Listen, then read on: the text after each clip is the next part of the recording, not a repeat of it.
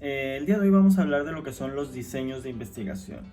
Los diseños de investigación, como ya lo habíamos mencionado anteriormente, son aquellos diseños o es aquel plan que nos va a permitir recolectar información y nos va a decir muy bien cómo la vamos a recolectar y cómo la vamos a analizar para poder responder a nuestras preguntas de investigación.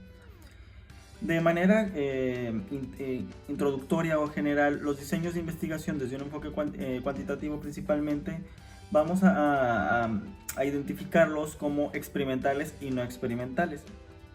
Los diseños experimentales los vamos a conocer en términos generales como preexperimentos, cuasi experimentos y experimentos puros o verdaderos. ¿Cuáles son las diferencias entre estos tipos de experimentos o diseños experimentales?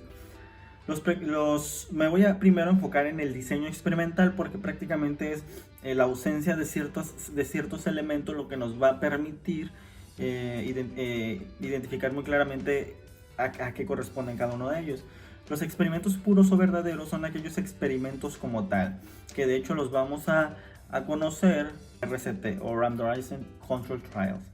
Estos experimentos puros o verdaderos cumplen con dos características fundamentales. Una es que hay un grupo de control, al menos, y otra es que la asignación de los participantes fue aleatoria o hubo una aleatorización. Esto permite que exista una disminución en la probabilidad de sesgo de que se escogieron a esos participantes por alguna característica propia del investigador o en donde interviene el investigador. Esos son, ¿no? Entonces tenemos un grupo de control, tenemos también otra cosa muy importante, que tenemos una situación preexperimental y una situación post-experimental, pre-post, así podría ser, ¿no? Como el más general. El cuasi experimento, su diferencia principal con el experimento es que no van a tener este grupo aleatorizado, pero sí debe tener al menos un grupo de control. Y los preexperimentos, por su parte, no cuentan con este grupo de control ni con esta aleatorización. ¿Ok? Muy bien. Los diseños no experimentales. Muy bien. Los diseños no experimentales los podemos ver como transversales o seccionales, o longitudinales y evolutivos, perdón. Entonces, dentro de los transversales o seccionales tenemos los estudios exploratorios, es decir, donde no hay mucha información y nosotros vamos a explorar para obtener esa información. Los descriptivos, es decir, solo vamos a describir algunas cosas de la población. No vamos a hacer una inferencia o no vamos a ver una causa-efecto como tal, sino que vamos a describir cuántas personas piensan que el gobierno está haciendo un buen trabajo, por ejemplo. Y después vamos a tener los correlacionales causales, es decir, aquellos que nos permiten crear una correlación de causa y efecto. Si una variable independiente tiene un efecto o es causal de algo sobre la variable dependiente. Muy bien, vamos a ver también dentro de los estudios no experimentales lo que son los estudios longitudinales o evolutivos, que son muy utilizados en psicología clínica, por ejemplo, en medicina también, y en psicología social, en diferentes áreas. Tenemos tres básicamente, que son los estudios de tendencia, los estudios de cohorte y los estudios de panel. Principalmente los tres lo que hacen es una medición a través del tiempo, ¿ok? Entonces tenemos los de tendencia, que es decir, queremos ver de una población en general cuál es la tendencia sobre algo, como esta pregunta que les decía. Queremos ver, les preguntamos qué piensan del gobierno actual a los tijuanenses o a una muestra de tijuanenses, y esta muestra, esto lo volvemos a preguntar dentro de cierto tiempo, ¿no? Un poco algunas cosas. Se podría decir, el INEGI hace como una mezcla de varias cosas, pero ahí entraría algunas cosas de tendencia. Ahora bien, tenemos estudios de cohorte en donde a un grupo se le da seguimiento, un grupo con ciertas características, que se quiere investigar algo que ese grupo, esa muestra tenga. Vamos a ver que le vamos a dar seguimiento, lo vamos a comparar con un grupo que no tenga ese elemento que estamos tratando de evaluar. Y por último es el grupo panel, que es muy parecido como a estos anteriores, pero respecto, por ejemplo, al de tendencia, de igual manera en de tendencia agarramos una población, una muestra de población, pero en el panel son sujetos específicos que simplemente les damos seguimiento a través del tiempo. ¿Ok? Muy bien, ahora vamos a ver lo que vienen a ser los... esto les comentaba, es como por definición del libro, como lo conocemos teóricamente. Sin embargo, ya en la práctica, en investigación, pues siguen estando estos elementos, pero se han afinado en sus definiciones y se han afinado al momento del reporte. Para esto pueden acceder al APA-JARS, que en este caso estaremos viendo los diseños cuantitativos, APA-JARS Quant, y ahí encontrarán todos los tipos de diseños actuales definidos, al menos, o agrupados de acuerdo a la APA. ¿Okay?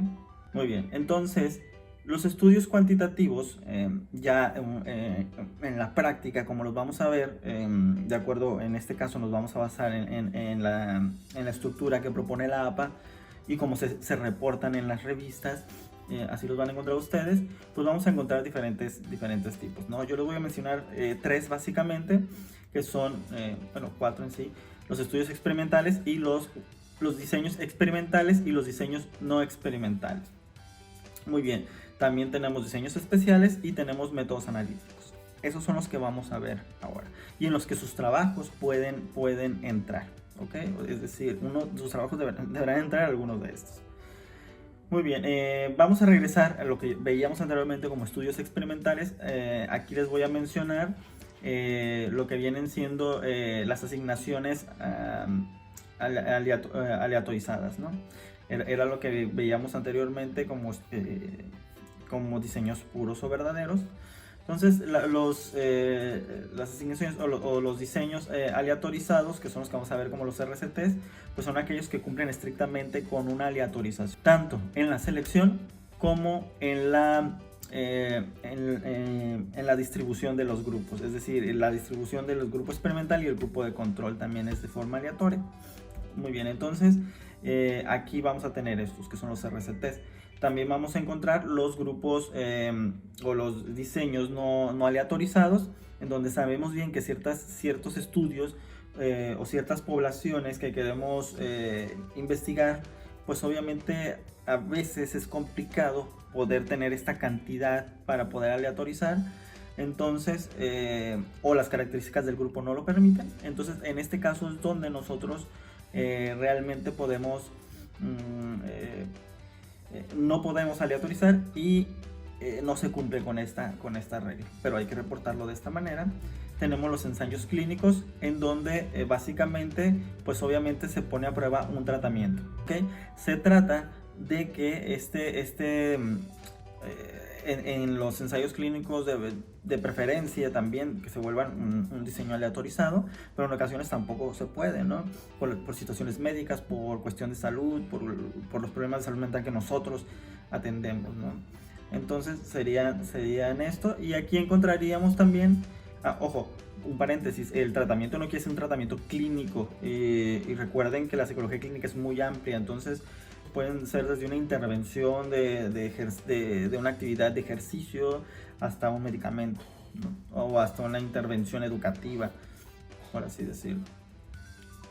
Muy bien, entonces tenemos los diseños no experimentales, en donde en estos diseños pues no se cumplen con las características que hemos mencionado y que lo veíamos anteriormente como cuasi experimentos o preexperimentos principalmente. Muy bien, ahora vamos a hablar de los diseños especiales. Los diseños especiales, básicamente, los estudios longitudinales son aquellos estudios donde vamos a analizar a la población a través del tiempo, y como lo habíamos visto anteriormente, pues va a depender mucho de cómo los agrupemos, cómo seleccionemos esa prueba y si vamos a compararlos con otros grupos que no tengan esa cualidad que nosotros estamos tratando de ver, o esa variable. Actualmente se han ido aumentando y hay una crítica en el sentido positivo de verlo como una opción, los N of One Studies, que son aquellos estudios donde se analiza una persona a la vez, o donde cada persona se considera como un caso muy particular para ser analizada, porque tiene características muy propias, ¿ok? Obviamente que esto, pues, bajo ciertas variables o ciertas poblaciones, pues es muy viable, pero también cuando queremos investigar el impacto sobre una gran cantidad de personas, pues esto se vuelve un tanto inviable. Pero pues todo depende del dinero y el tiempo con el que se cuente, pero obviamente que aquí esto es importante porque se analizan diferencias individuales muy específicas.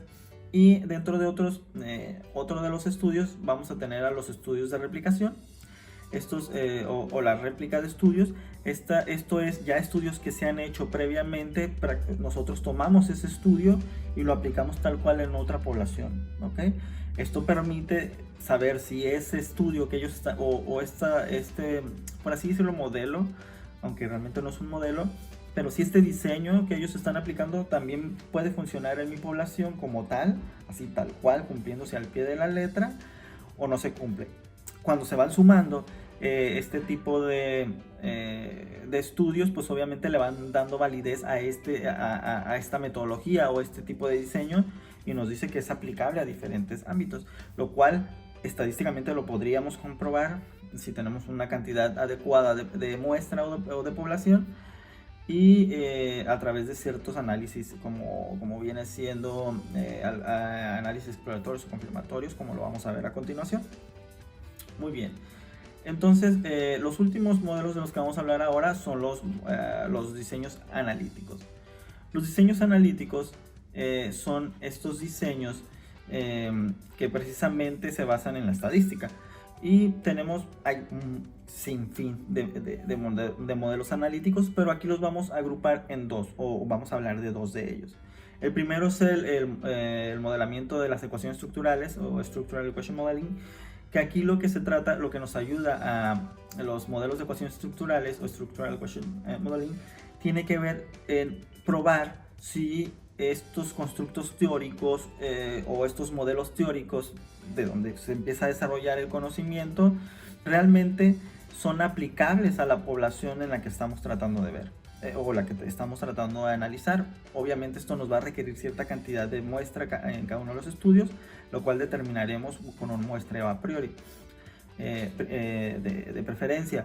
Pero por ejemplo es muy importante que quede claro que es poner a prueba un modelo teórico. No nada más es como agarrar variables, meterlas a la licuadora y ver qué sale.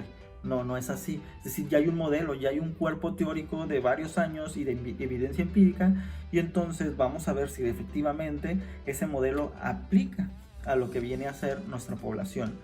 Estos modelos de ecuación estructural tienen un montón de elementos, pero vamos a encontrar dos tipos de análisis que son muy recurrentes, que es el Exploratory Factor Analysis o análisis factorial exploratorio, que lo que nos va a permitir es ver si esta serie de variables con sus elementos de medición, que en este caso pueden ser como los ítems, realmente nos ayuda a analizar si tienen congruencia de la manera en que nosotros lo estamos agrupando, que esto lo vamos a ver muy claro en la operacionalización cuando vemos las dimensiones. Es decir, ustedes pueden partir de crear un instrumento que teóricamente está muy sustentado, lo cual requiere mucho trabajo, y a partir de ahí ver cómo se agrupan esos componentes y darles un nombre a esas dimensiones, o bien agarrar un instrumento que ya que ya se realizó y ver efectivamente ese modelo al aplicarlo, o esa serie de cuestionarios al aplicarlo, que obviamente teóricamente están justificados, si al aplicarlo realmente puede lo que se llama fit, embona en lo que es mi población. Incluso después de esto hacemos un análisis que nos confirma esto, que es el análisis factorial exploratorio, que nos permite además agregar elementos de validez, ¿no?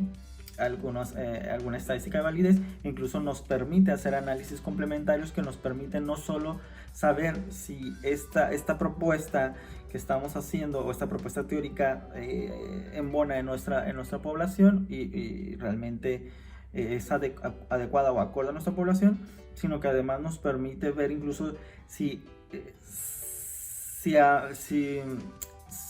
embona o si se ajusta, mejor dicho, fit sería como la traducción correcta, si se ajusta por cuestión de hombres, mujeres, es decir, de sexo, ¿no?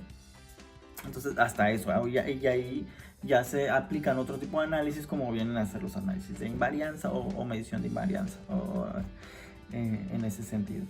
Y otros de los métodos analíticos que vamos a encontrar van a ser los métodos o las estadísticas bayesianas, que se basan principalmente en la teoría de la probabilidad o en una cuestión de correlación o predicción, que van más orientados hacia como a la predicción. Y esto nos va a ayudar, es una serie de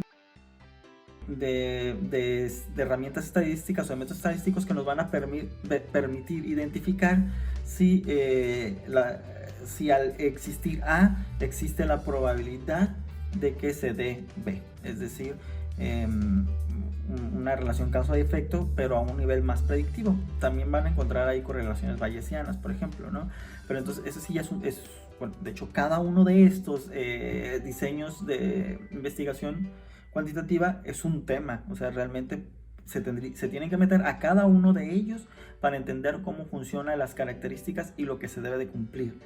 Ahora bien, ya tocará en sus proyectos definir qué tipo de investigaciones en base a los objetivos y obviamente a su pregunta de investigación. Con esto, en base a sus antecedentes también, van a saber en dónde o de qué manera van a recolectar esa información, de qué manera la van a analizar y de qué manera podrán dar respuesta a estas preguntas de investigación. Pues bueno, espero que haya quedado claro. De todas maneras, si no, pues ya saben, me ponen sus dudas en el área correspondiente y me da gusto verlos por este medio. Nos vemos pronto. Bye.